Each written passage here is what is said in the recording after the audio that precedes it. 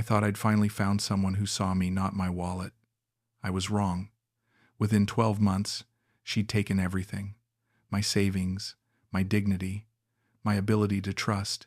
And the worst part? I let her. I met Tessie on my third night in Angeles City. The bar was crowded, humid air mixing with cigarette smoke and cheap perfume. I wasn't looking for love. I was running from the echo of an empty house back in Gold Coast, from 20 years of marriage that had died so slowly I didn't notice until I was sitting alone at the dinner table every night. My ex-wife Linda had stopped seeing me years before the divorce papers arrived, stopped asking about my day, stopped touching my hand when we watched television.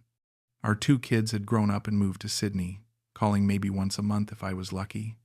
I'd built houses my whole life, profitable developments all over Queensland, but I'd never built anything that kept people from leaving. So when my mate suggested Philippines, I booked a ticket, just to feel something, just to remember what warmth felt like. The karaoke bar was called Lucky 7. I sat at the corner, nursing a San Miguel, watching men twice my age pretend they were young again. Then she walked over. "You look sad," Tessie said, sitting down without asking. Her English was soft, accented, but clear. She wore a simple black dress, and when she smiled, I felt something crack open in my chest. "I'm not sad," I said, "just tired." She tilted her head. "Tired of what?" Nobody had asked me that in years. "Everything, I guess." She laughed, not mockingly, but like she understood. "You come here to forget?" I nodded. "Something like that." She reached across the table and touched my hand. "Maybe you come here to remember." I looked at her then, really looked at her. She was young, maybe mid-20s, with long dark hair and eyes that seemed genuinely curious. "What's your name?" I asked. "Tessie. And you?" "Desmond." "That's a strong name," she said. "You look strong. Like you build things." I laughed. "I used to. Property developer. Retired now." Her eyes widened. "You build houses?" I nodded. "Whole neighborhoods." She leaned forward. "Tell me about it. Tell me about Australia. Tell me about the ocean." And I did. For 3 hours, we sat in that bar, and I talked more than I had in months. She asked about the Gold Coast beaches, about what it felt like to see a building rise from dirt and blueprints, about my children, about why I left. She listened, like every word mattered. When I told her I was staying for a month, her face lit up. "Then we have time," she said. "Time for what?" I asked. "To know each other," she said simply. I paid her bar fine that night, not for anything physical, just to sit and talk. When I walked her to a tricycle, she kissed my cheek. "Thank you, Desmond. You make me feel important." I watched her ride away, and for the first time in 5 years, I felt like maybe I wasn't invisible. Maybe this was what starting over felt like. Over the next 2 weeks, I saw Tessie every day. She'd meet me at my hotel, and we'd walk through the city, eat at local restaurants, sit by the dirty canal and talk until the sun went down. She told me about her life, how she'd grown up in a small village outside Angeles, how her father had died when she was 16, how she'd come to the city to work and send money home to her mother and sister. "It's hard," she said one afternoon as we shared Halo Halo at a street vendor. "The men who come here, they think we are nothing. They think we only want money." I felt a stab of guilt. "Is that what you think I think?" She looked at me, and her eyes were wet. "No. You are different. You listen. You see me." I reached across and took her hand. "I do see you." She smiled, but it was sad. "Most men don't." I wanted to tell her I wasn't most men, that I'd learned the hard way that people were more than transactions, more than convenience. But I didn't. I just held her hand. One evening, we went to Subic Bay. The beach was quiet, the water dark and calm. We sat on the sand, watching the sun sink into the ocean. The sky turned orange, then purple, then black. Tessie leaned her head on my shoulder. "Desmond," she said quietly. "Yes?" She hesitated. Then she said, "I think I love you." I froze. My heart hammered in my chest. I turned to look at her, and she was crying. "I know it's too soon," she said quickly. "I know you think I'm just a bar girl who says things like this to every man, but I don't. I swear I don't. I've never felt like this before. I didn't know what to say. Part of me wanted to run. Part of me wanted to believe her more than I'd ever wanted anything. Tessie, you don't have to say it back," she interrupted. "I just needed you to know. Because when you leave, I'll still feel it. And I wanted to be honest." I pulled her close. "I love you too," I said. And I meant it. Or maybe I just needed to mean it so badly that I convinced myself it was true. She cried harder, and I held her while the waves rolled in and the world felt, for one perfect moment, like it made sense again. When I flew back to Gold Coast 3 weeks later, I couldn't stop thinking about her. My house felt like a tomb. The silence was unbearable. I'd wake up reaching for her, forgetting she was thousands of miles away. We messaged every day, video calls every night. She'd tell me about her shift at the bar, and I'd tell her about my empty days. My brother Rick came over one afternoon, found me staring at my phone. "You all right, mate?" he asked. "Yeah," I said. "I met someone." He sat down, concern flickering across his face. "In Philippines?" I nodded. "Her name's Tessie. She's incredible, Rick. She makes me feel alive again." Rick was quiet for a long moment. Then he said, "Just be careful." "Yeah?" I felt a flash of anger. "Careful of what?" "You know what?" he said gently. "I'm not saying she's not genuine. I'm just saying you've been through a lot. Don't rush into anything." I wanted to argue, but I could see the worry in his eyes, and I knew he loved me, so I just nodded. "I'll be careful." But I wasn't. 2 weeks later, I booked another ticket to Philippines, and this time, I brought a ring. I'd bought the ring at a small jeweler in Surfer's Paradise.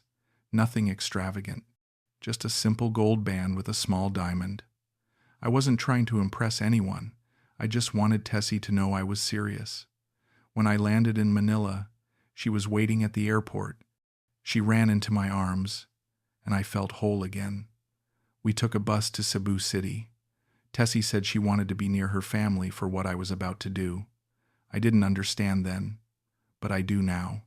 We checked into a small hotel overlooking the port. That night, I took her to a rooftop restaurant. The city lights sparkled below us, and the air was warm and thick. We ordered too much food, laughed too loud, held hands across the table like teenagers. After dessert, I got down on one knee. She gasped, covered her mouth. "Tessie," I said, my voice shaking. "I know this is fast. I know people will say I'm crazy, but I don't care. You've given me something I thought I'd lost forever. You've made me feel seen. Will you marry me?" She was crying, nodding, saying yes over and over. I slipped the ring on her finger, and she kissed me so hard I thought I'd break. People at other tables clapped. The waiter brought us free champagne. It felt like a fairy tale. It felt like I'd finally done something right. We got married 2 weeks later at a small chapel in Cebu City. It wasn't fancy, just a priest, a few flowers, and Tessie's family. Her mother, Mama Lou, was a stout woman with a wide smile and hands that never stopped moving. She hugged me so tight I felt my ribs creak. "You are blessing," she said in broken English. "You take care, my Tessie. She is good girl. She deserve happiness. I will," I promised. Her sister Maya was there too, quiet and shy, barely meeting my eyes. She looked like Tessie but softer, younger, and then there was June. Tessie introduced him as her cousin. He was tall, lean, with tattoos running down his arms. He shook my hand without smiling, muttered something in Tagalog, then stepped back. I didn't think much of it then. After the ceremony, Mama Lou pulled me aside. We stood in the shade of a mango tree while everyone else took photos. "Desmond," she said, her voice low, "I need to tell you something." I nodded. "Tessie, she is a strong girl, but she carry heavy weight. Her father, He died 5 years ago. No insurance, no savings. I try to work, but I am old. My back hurt. Tessie, she support all of us. She send money every month for food, for Maya's school, for house repair. She never complain, but I see her tired. I see her cry. I felt my chest tighten. I'll take care of her, I said, and I'll take care of you too. All of you. That's what family does. Mama Lou's eyes filled with tears. You are good man, Desmond. You are angel. I wasn't an angel. I was just a lonely man who wanted to be needed again. That night, Tessie and I lay in bed in our hotel room. She traced her fingers along my chest. I can't believe you're my husband, she said softly. I can't believe you're my wife, I replied. She was quiet for a moment. Then she said, Desmond, there's something I need to ask you. Anything. My mother's house. It's falling apart. The roof leaks. The walls have cracks. It's not safe. I turned to face her. What do you need? Money, she said quietly. For repairs. Maybe 10,000 pesos. I know it's a lot. I'll take care of it, I said immediately. She looked at me, surprised. Really? Really. Just send me the details, and I'll transfer the money. She kissed me. Thank you. You don't know what this means. Over the next 3 months, the requests kept coming. Her father's medical bills from before he died, Maya's school fees, Mama Lou's medicine. Each time, I said yes. Because isn't that what husbands do? Isn't that what love looks like? I didn't question it. I just kept sending money. And every time I did, Tessie would thank me with tears in her eyes and promises that she'd never forget what I'd done for her. I believed her. I wanted to believe her. Because if I didn't, then what was I doing? What was any of this for? 4 months into our marriage, Tessie came to me with a new request. We were sitting in a cafe in Cebu, drinking overpriced lattes, when she said, I've been thinking about my mother. What about her? I asked. She's lived in poverty her whole life. She's never had anything nice, never felt secure. I want to give her something permanent. I set down my cup. What are you thinking? A house, she said. Not a big one, just something safe. Somewhere she can live without worrying about the roof caving in or the landlord raising rent. I thought about it. It wasn't a crazy idea. Mama Lou had been kind to me, welcoming. And if Tessie wanted to take care of her mother, who was I to say no? How much? I asked. Tessie hesitated. Maybe $80,000, maybe 90. My stomach dropped. That was a significant chunk of my retirement savings. But I looked at Tessie's face, saw the hope there, and I couldn't say no. All right, I said. Let's do it. Her eyes went wide. Really? Really? She threw her arms around me. I love you so much. You're the best man I've ever known. We found land in a quiet neighborhood outside Cebu City. Tessie handled most of the logistics. She met with builders, architects, contractors. I went with her to a few meetings, but mostly I just signed checks and nodded along. One afternoon, she took me to meet Attorney Valdez. His office was small, cluttered with papers and old law books. He was a short man with glasses and a tired smile. Mr. Desmond, he said, shaking my hand. Tessie tells me you want to purchase property. Yes, I said. For her mother. He nodded slowly. I need to explain something to you. In Philippines, foreigners cannot own land. You can own a building, but the land itself must be in a Filipino citizen's name. I looked at Tessie. She was staring at the floor. So the land would be in Tessie's name? I asked. Correct, Attorney Valdez said. You can have a contract drawn up, but legally, the land belongs to her. Something twisted in my gut. But what choice did I have? I was already committed. I'd already promised. That's fine, I said. Attorney Valdez looked at me for a long moment, like he wanted to say something else. But he didn't. He just handed me papers to sign. I signed them all. Tessie squeezed my hand. Thank you, she whispered. I'll never forget this. The construction took 4 months. Tessie visited the site almost every day.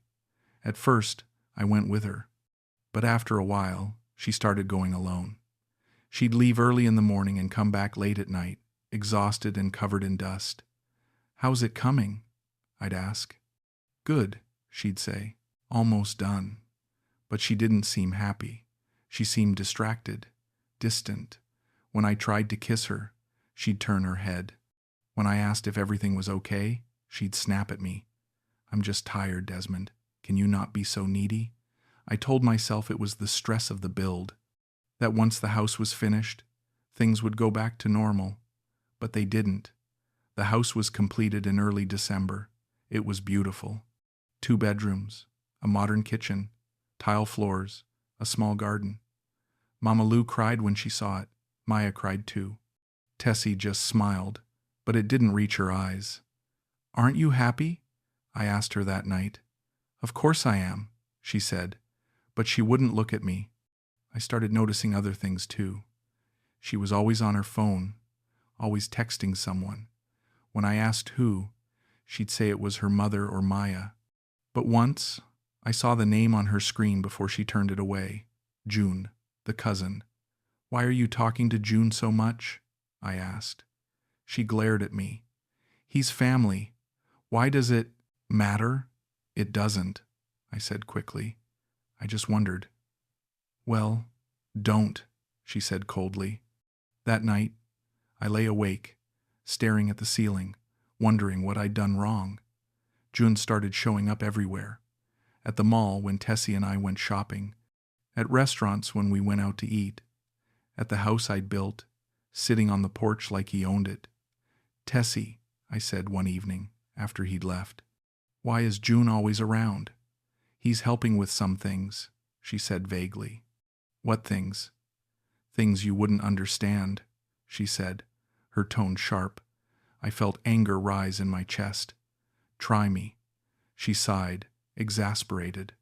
"He's helping me set up my mother's utilities. He knows people. It's easier with him." "I could help with that," I said. She laughed bitterly. "You don't speak Tagalog. You don't know how things work here." "June does." I didn't know what to say to that, so I said nothing. A week later, I woke up at 2 a.m. Tessie wasn't in bed. I found her on the balcony of our apartment, sitting in the dark, her phone glowing in her hand. I stood in the doorway, watching. She was texting someone. I saw her smile, saw her type quickly, saw her bite her lip. She looked happy, happier than she'd been with me in months. I went back to bed before she saw me. The next night, I couldn't help myself. While she was in the shower, I went through her phone. My hands shook as I unlocked it. I knew the passcode. She'd given it to me months ago, back when she still trusted me, or back when she wanted me to think she trusted me. The messages with June went back months, hundreds of them. Most were in Tagalog, but I recognized a few phrases. "Mahal kita," "I love you," "Miss na miss kita," "I miss you so much." There were photos too, pictures of them together, at the beach, at the house I'd built, in bed. I thought I was going to be sick. When Tessie came out of the bathroom, I was sitting on the edge of the bed, her phone in my hand. She froze. "What are you doing?" she asked quietly. "Who is Jun?" I said. Her face went hard. "What? Who is he?" I repeated. "He's my cousin," she said, her voice rising. "You've been lying to me," I said. She snatched the phone from my hand. "You went through my phone? How dare you? How dare I?" I shouted. "You've been texting him, 'I love you,' and I'm the one who's wrong." "You don't understand," she said. "You don't understand our culture. In Tagalog we say, 'Mahal kita' to family. It's normal. Then why are there pictures of you in bed with him?" I asked. Her eyes flashed with something. Fear, anger. I couldn't tell.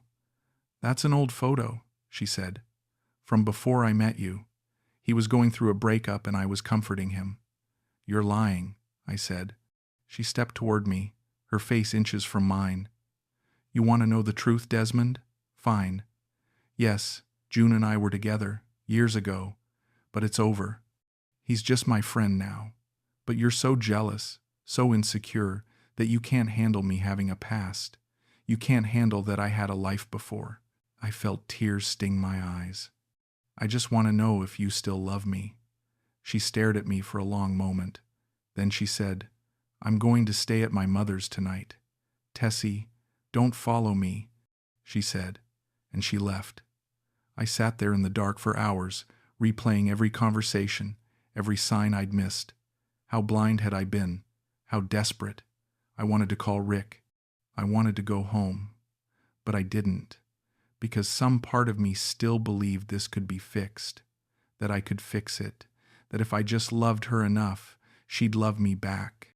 I actually apologized the next day. I told her I'd overreacted, that I trusted her, that I was sorry for doubting her. She accepted the apology, but something between us had broken, and I knew, deep down, that it would never be whole again.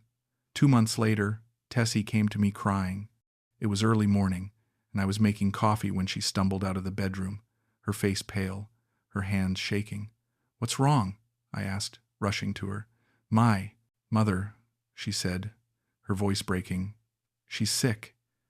I set down my mug. What do you mean? Cancer, she sobbed.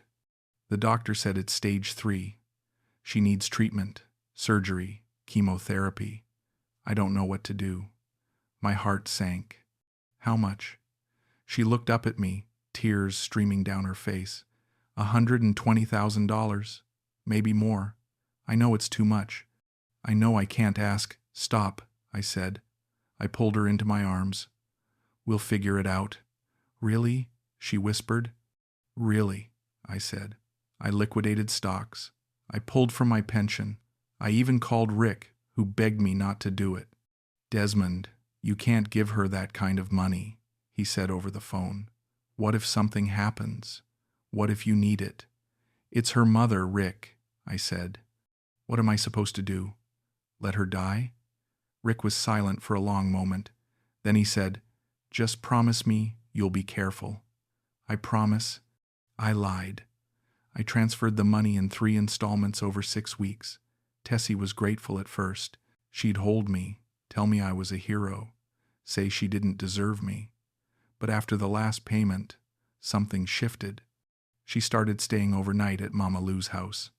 She needs me, Tessie would say. I can't leave her alone. I'd call, and she wouldn't answer. I'd text, and she'd reply hours later with one-word responses. When she did come home, she was cold, distant, like I was a stranger. One night, I asked if I could visit Mama Lou. I want to see how she's doing, I said. Tessie's face darkened. The doctor said no visitors. It's too risky. She's immunocompromised. I'll wear a mask? I said. No, Tessie said firmly. It's not safe. I didn't push it. I should have, but I didn't. 3 weeks later, I ran into Maya at a grocery store. She was buying vegetables, and I almost walked past her. But she saw me and stopped.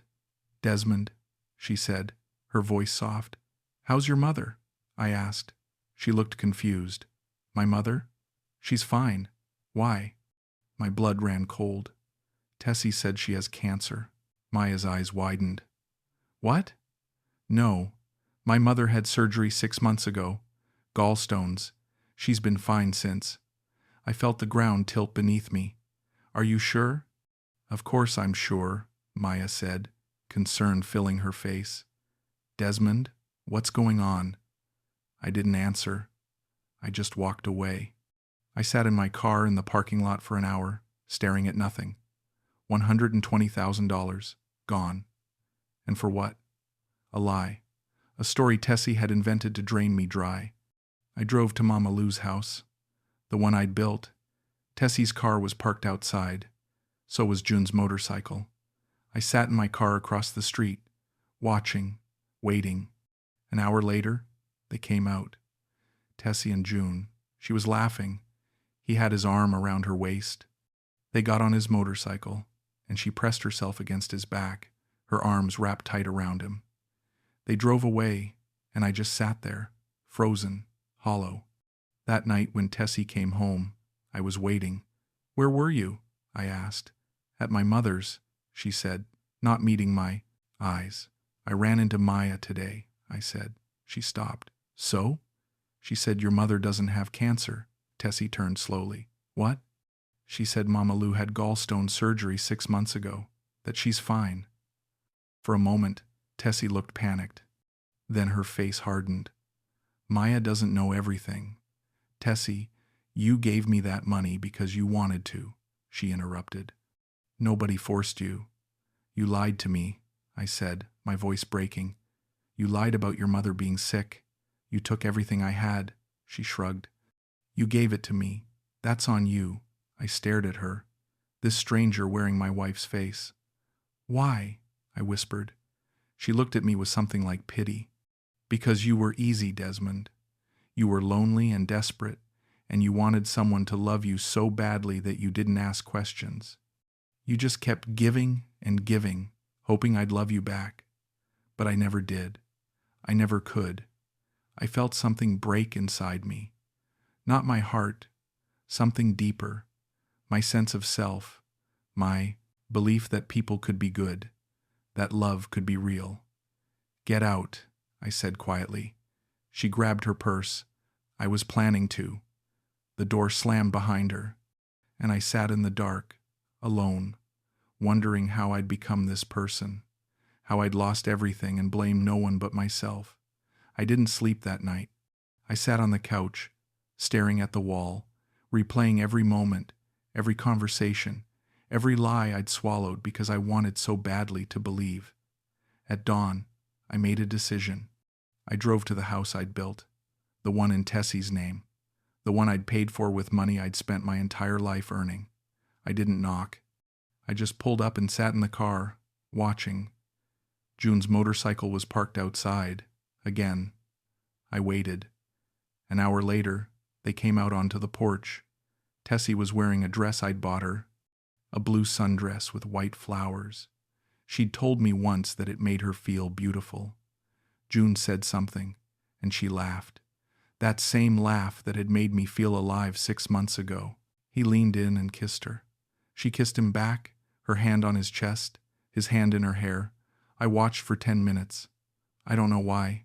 Maybe I needed to see it. To confirm what I already knew. To stop lying to myself. When I couldn't take it anymore, I drove away. I didn't confront them.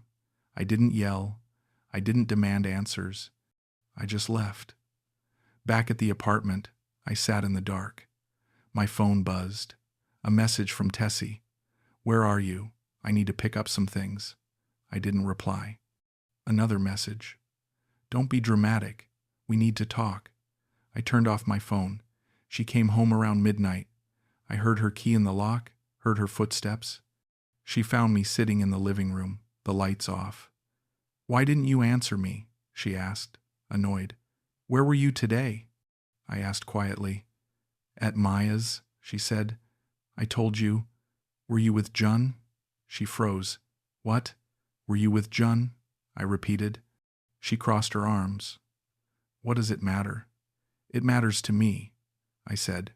She laughed. A cold, bitter sound. Why? What are you going to do, Desmond? Leave me? You already gave me everything. The house is mine. The money is gone. You have nothing left to threaten me with. I'm not threatening you, I said. I just want the truth. Fine, she said, stepping closer. You want the truth? Yes, I was with Jun. Yes, I've been with him the whole time. Yes, I lied about my mother. Yes, I used you. Happy now? I looked at her, and I felt nothing. Not anger, not sadness, just emptiness. Why did you marry me? I asked. Because you had money, she said simply. Because you were old and lonely and easy to manipulate. Because June and I needed a future, and you were the fastest way to get it. Did you ever love me? She tilted her head, considering. No, she said. I didn't. I nodded slowly. Get out. What?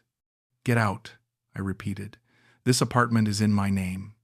Get out. She stared at me, surprised. Then she laughed again. Fine. I don't need you anymore anyway. She grabbed a bag, threw some clothes in it, and walked to the door. Before she left, she turned back. You know what your problem is, Desmond? You think love is something you can buy. You think if you give enough, someone will eventually love you back. But that's not how it works. You can't buy love. You can't buy loyalty. You can't buy me. She left. And I sat there in the silence, knowing she was right. I couldn't buy love, but I'd tried, and I'd lost everything because of it. The next morning, I went to see Attorney Valdez. His office looked exactly the same, cluttered, dim, depressing. He looked up when I walked in, and something like recognition flickered in his eyes. Mr. Desmond, he said, please, sit. I sat. I need to know if there's anything I can do, I said. About the house, about the money, anything. He leaned back in his chair and sighed. What happened? I told him everything. The lies, the cancer story, June, the house. When I finished, he was quiet for a long time. Then he said, how much did you give her? $350,000, I said. Give or take. He winced. Mr. Desmond, I'm going to be honest with you. You signed that property over voluntarily.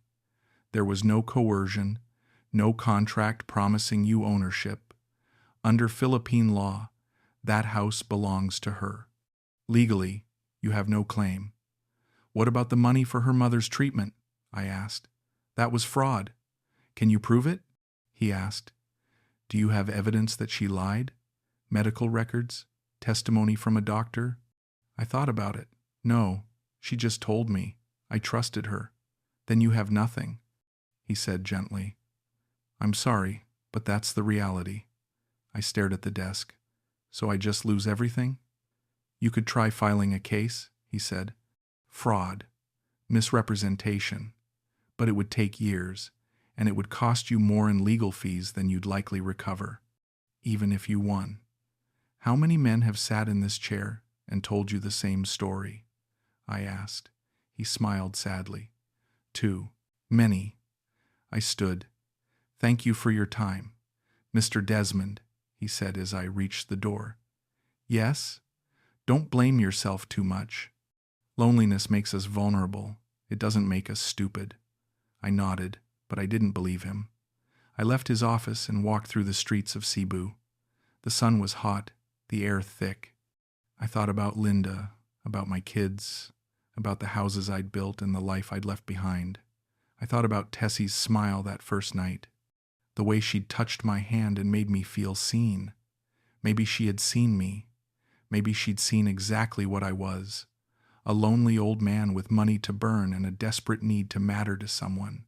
And maybe that was the truth I'd been avoiding all along, that I'd been so starved for affection, so desperate to be loved, that I'd ignored every warning sign, every red flag, every moment that should have told me to stop. I'd chosen blindness, and blindness had cost me everything. I bought a ticket back to Gold Coast, one way. I didn't tell Tessy. I didn't say goodbye to Mama Lou or Maya. I just left. At the airport, my phone buzzed. A message from Maya. I'm sorry, Desmond. I didn't know how bad it was. Tessie and June have been together for 3 years. Since before you came, the whole family knew. I wanted to tell you. I'm sorry. I read it twice. Then I blocked her number. Blocked Tessie. Blocked June. Blocked Mama Lou. I didn't need their apologies. I didn't need closure. I just needed to go home. When I landed in Gold Coast, Rick was waiting. He took one look at my face and pulled me into a hug. He didn't say anything. He didn't ask questions. He just held me while I cried for the first time in 6 months. It's been 4 months since I came back. I'm living in my house again, the same house that felt like a tomb before I left. It still feels empty, but it's mine. I've started seeing a therapist. Her name is Dr. Caroline, and she's kind in a way that doesn't feel fake. She asked me in our first session why I thought I'd given Tessie so much. I loved her, I said. Did you? She asked. Or did you love the idea of being loved? I didn't know how to answer that. Over the weeks, we've talked about loneliness, about the divorce, about my kids, who I'm trying to reconnect with, about the ways I used money to fill the holes inside me. You weren't stupid, Desmond, doctor. Caroline said in our last session, you were human. You wanted connection. You wanted to matter. That's not a flaw. That's what makes us alive. But I let her take everything. I said, because you thought love required sacrifice, she said, and sometimes it does. But real love doesn't demand you destroy yourself. Real love builds. What Tessie did wasn't love. It was exploitation. I nodded. I'm trying to believe her. Some days are easier than others. Rick has been coming over more. We watch rugby together. We go fishing. We don't talk about Tessie unless I bring her up, which I rarely do. My son called last week. We talked for an hour. He told me about his job, his girlfriend, his plans to visit next month. It felt like a start. I don't hate Tessie. I really don't. I pity her, because whatever she gained from me, she lost something too. She lost her integrity. She lost the chance to know what real love feels like. She lost herself in the lies. I lost money. She lost her soul. And in a strange way, that feels like the saddest part of all.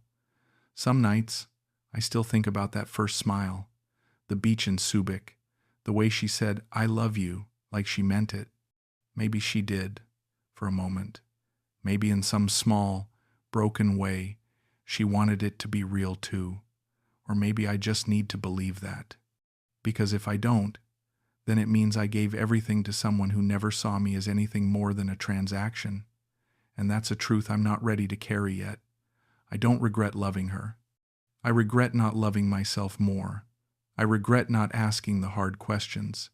I regret not walking away when every instinct told me to. But regret is just another weight. And I'm tired of carrying weight that isn't mine. So I'm learning to let it go, to forgive myself for being human, for wanting something so badly that I ignored the cost. I'm learning that loneliness doesn't make you weak. It makes you vulnerable. And vulnerability is just proof that you're still alive, still hoping, still willing to risk. I haven't dated since I came back. I don't know if I ever will, but I'm okay with that. I'm learning to be alone without being lonely, to find meaning in small things, in the ocean, in my brother's laugh, in the quiet moments when I realize I'm still here, still standing, still capable of rebuilding. I built houses my whole life, but I never learned to build a foundation inside myself, a foundation that didn't require someone else's validation, that didn't crumble the moment someone walked away. I'm building that now, slowly, carefully, one day at a time, and maybe that's enough. Maybe that's all any of us can do. Learn from the ashes, grow from the pain, and keep moving forward, even when the weight of what we lost tries to pull us back. Tessie took my money. She took a year of my life. She took my ability to trust easily. But she didn't take everything. I'm still here, and that has to count for something.